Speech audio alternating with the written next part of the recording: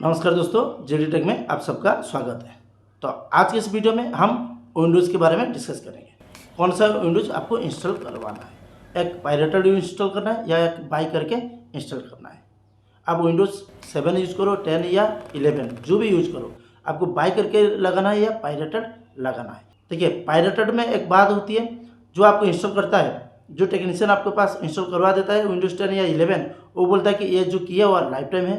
देखिए, वो life time ही होती है, मगर वो क्रैक ही होता है, वो पायरेटेड ही होता है, उसमें सेम ही प्रॉब्लम होता है। तो इस वीडियो में वो हम डिस्कस, सबसे पहले आपने हार्डवेयर बाई कर लिया, उसके बाद आपको क्या करना है, एक सॉफ्टवेयर इंस्टॉल करना है, जो विंडोज़ इंस्टॉल करना है 10 या 11।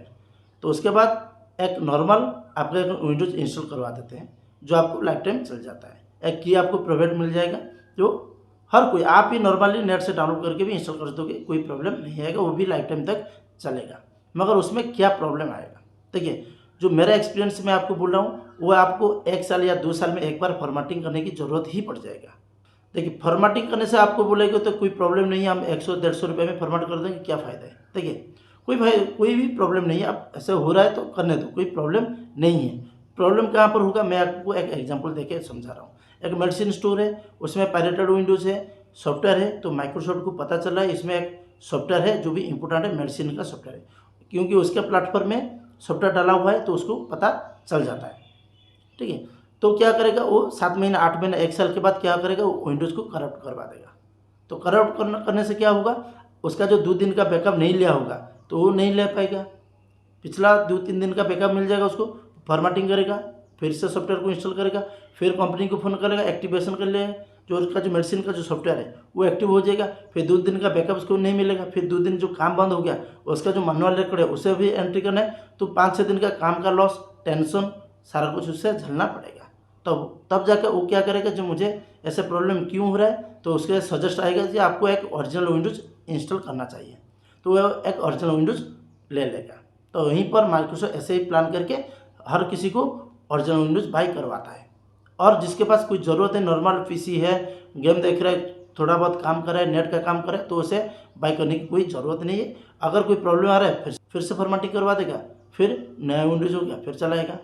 ठीक है, मान लीजिए कि एक बंदा है, उसका बहुत सारा काम है, बहुत सारा पायरेटेड सॉफ्टवेयर भी इंस्टॉल हुआ है, बहुत सारा सॉफ्टवेयर, बहुत सारा फाइल है, बहुत सारा सेटिंग करके काम कर रहा है। सेटिंग करके काम कर रहा है मतलब आप जैसे काम कर रहे हो, सेव कर रहे हो, बहुत सारा फाइल डेस्कटॉप पे सेव कर रहे हो, माई डॉक्यूमेंट में सेव कर रहे हो, डाउनलोड पर बहुत सारा फाइल पड़ा हुआ है, तो एक बार से अगर हटा के एक फोल्डर में डाल देंगे, बहुत सारा प्रॉब्लम हो जाएगी कि बहुत सारा सॉफ्टवेयर है, फिर उसे उसको इंस्टॉल करना है, सेटिंग करना है, तो प्रॉब्लम होगी। तो वहीं पर माइक्रोसॉफ्ट क्या करता है कि आपके पास देखता है कि बहुत सारा सॉफ्टवेयर है, बहुत सारा इंपॉर्टेंट सॉफ्टवेयर, तब जाकर आपका विंडोज़ को करप्ट करवा देता है, जानबूझकर स्लो करवा देता है, ताकि आप मजबूर होकर एक नया विंडोज़ बाई करें। ये था मैंने, देखिए, मेरा जो खुद के एक्सपीरियंस में बोला, मेरा जो एक लैपटॉप था ओरिजिनल विंडोज़ था, विंडोज़ 11 था। मैंने उसको फॉर्मेटिंग करके विंडोज़ 10 किया हूँ। उसके बाद मेरा जो नॉर्मल पीसी था, उसमें एक ओरिजिनल विंडोज़ 11 डाला। क्यों डाला मैं आगे आपको बता रहा हूँ, मेरा क्या मजबूरी रहा मैं आपको बता रहा हूँ। ठीक है, देखिए, पहला मैं आपको यहीं पर बता देता हूँ, मेरा जो विंडोज़ 10 विंडोज़ 11 ओरिजिनल था, मुझे एक विंडोज़ 10 में एक सॉफ्टवेयर डालना था, एक विंडोज़ 10 ही सपोर्ट हो रहा है, तो विंडोज़ 11 से मैं वापस विंडोज़ 10 में ओरिजिनल के साथ नहीं आ सकता, इसलिए मुझे फॉर्मेटिंग करके पायरेटेड इंस्टॉल करना है। वो जो सॉफ्टवेयर इंस्टॉल कर रहा हूँ उससे कोई प्रॉब्लम नहीं है, अगर कोई कल को विंडोज़ करप्ट हो गया, मैं फिर से फॉर्मेटिंग करके वो सॉफ्टवेयर को डाल दूंगा, तो मैं खुद से ही करूँगा, तो मुझे कोई प्रॉब्लम नहीं है, मैं पायरेटेड चला सकता हूँ। मगर जो मेरा पीसी है, उसमें मैं सारा कुछ काम करता हूँ, एडिटिंग का काम करता हूँ, जो जैसे आपका ये यूट्यूब वीडियो बना रहा हूँ, एडिटिंग का काम करता हूँ, बहुत कुछ सेटिंग करके काम करवाता हूँ। ठीक है, तो यहाँ पर क्या है कि मेरा एक बार फॉर्मेटिंग हो जाएगा, तो फिर से सारा सॉफ्टवेयर को डालना पड़ेगा, सारा कुछ सेटअप करना पड़ेगा, तो मुझे बहुत ही प्रॉब्लम होगा। इसीलिए मैंने एक OEM की डाल के उसमें चला रहा हूँ, जबकि अभी 5 साल हो गया, मुझे फॉर्मेटिंग करने की ज़रूरत ही नहीं पड़ रहा है। तो यही प्रॉब्लम है आपका पायरेटेड विंडोज़ और ओरिजिनल विंडोज़ के साथ। अभी ओरिजिनल विंडोज़ हम कैसे बाई करें, इसके बारे में हम थोड़ा डिस्कस कर लेते हैं। देखिए, ओरिजिनल में आपको 3-4 प्लेटफॉर्म में उस तरह से आप बाई कर सकते हो, जैसे कि आपके नॉर्मल हो गया OEM की और एक रीटेल की। OEM की क्या है कि आपका जैसे मदरबोर्ड जिसमें एक बार इंस्टॉल हो गया, उस मदरबोर्ड के साथ वो चिपका जाएगा, जब तक वो मदरबोर्ड है आप तब तक फॉर्मेटिंग करके वो OEM की डाल सकते हो। ठीक है, तो कोई प्रॉब्लम नहीं आएगा।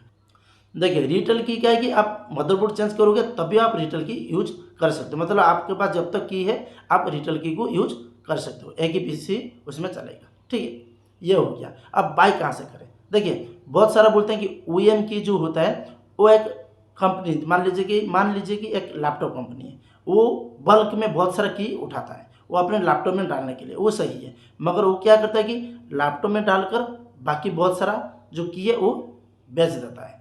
तो वहाँ पर माइक्रोसॉफ्ट को अगर पता चलता है तो वो की को डीएक्टिव करवा देता है। अगर आप बाई किए हो तभी आपका की डीएक्टिव हो जाएगा। मान लीजिए कि मैंने ऐसे बहुत बार बाई किया हूँ, 2-3 बार बाई किया हूँ, सही चला है, और एक बार जो बाई किया था वो नहीं चला। तो मैंने कंप्लेंट किया, वो बोला कि नहीं ऐसा नहीं हो सकता, नहीं चला तो नहीं चला, वो पैसा आपको रिफंड नहीं मिलेगा। बाकी उसी कंपनी से मैंने, मतलब उसी बंदा से मैंने बाई किया था OEM की, तो अभी तक चल रहा है। तो ऐसे आपको लेना चाहिए। बाकी दूसरा एक हो गया OEM की या रिटेल की, हुई अमेजोन से आप बाई कर सकते हो, वहाँ से भी अगर बाई करोगे तो कोई प्रॉब्लम नहीं है। और डायरेक्ट माइक्रोसॉफ्ट से बाई कर सकते हो, 15,000-20,000 रुपया लेगा विंडोज के हिसाब से, वहाँ पर से आप बाई भी कर सकते हो, तो वो ओरिजिनल होता है। देखिए यहाँ पर एक यूट्यूब से जो एक रिमोट निकल के आता है वो आपके साथ मैं शेयर करवा देता हूँ। वो क्या है कि आप जब तक मान लीजिए कि एक विंडोज है, वो आपको 15,000 या 20,000 में सेल कर रहा है, मगर हर कोई 15,000-20,000 में नहीं लेगा। जैसे मान लीजिए वो एक OEM की वो मदरबोर्ड जैसे 4-5 साल चलता है, वो की 4-5 साल तक चलता है, तो वो जानबूझकर भी, जैसे एक र्यूमर है, जानबूझकर वो क्या करता है कि बैकग्राउंड में खुद का एक बंदा बैठा रहता है, वो OEM की बेचता है सस्ता में, कुछ तो सेल हो जाएगा। अगर कोई पायरेटर चला है उसमें 10% 20% लोग आकर OEM की ले रहे हैं चीप रेट में, तो उसे उसी कंपनी को तो पैसा जा रहा है ना, नहीं तो एकदम ही नहीं लेंगे। हर कोई पायरेटर चलाएगा कि 15,000-20,000 से कौन लेगा? अगर OEM की आपको 700 रुपये से 2,000 रुपये में आपको मिल जाएगा, तो कम से कम सेल तो हो। तो इस तरह का एक रूमर का बात भी आ रहा है, तो मेरे ख्याल से आप एक OEM की कम से कम बाई कर लीजिए, 700-800 रुपये में मिल जाएगा, वो आप लगा दीजिए, सिस्टम चलाइए। देखिए पायरेटेड की से अच्छा है OEM की आप लगाओ 700-800। देखिए पीसी जहाँ पर आप 20,000 25,000 रुपये बाई करो, वहाँ पर 700-800 लगा के एक OEM की उसमें लगा दो, बहुत ही आराम से वो चलेगा। नहीं तो पायरेटेड चलाओगे आपको फॉर्मेटिंग करने की ज़रूरत ही आ जाएगी। एक साल में एक बार तो आपको फॉर्मेट करना ही पड़ेगा, तब आपको उसको बुलाना है, वो सॉफ्टवेयर इंस्टॉल करना है, उसे फ़ोन करो, वो सेटिंग करो, प्रिंटर नहीं आ रहा है, वो नहीं आ रहा है, स्कैनर का प्रॉब्लम आ रहा है, बहुत कुछ प्रॉब्लम आएगा। तो आप जब भी पीसी बाई करो एक OEM की इंस्टॉल कराओ उसमें। अगर कोई क्वेश्चन रह गया, कोई डाउट रह गया तो मुझे कमेंट कीजिए, मैं उसका रिप्लाई ज़रूर दूंगा। Thank you.